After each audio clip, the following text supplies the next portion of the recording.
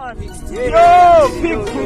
Yo, Chikule na K27. Nyama.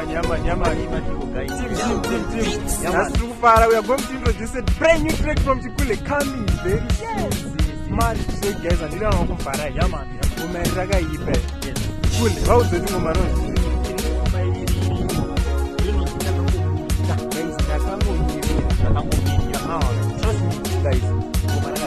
Gomaraga ipa. Timu unosimbiza Chikuleka. Achidi ukuvarai. Gomaraga ipa. Guys, ile ngoma Chikula wanakupira. Chikule vari ipo. Wanapira. Yes. Wanakupira new track murambe mini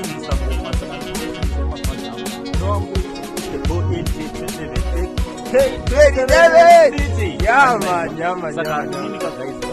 Chicha isirai. Coming soon.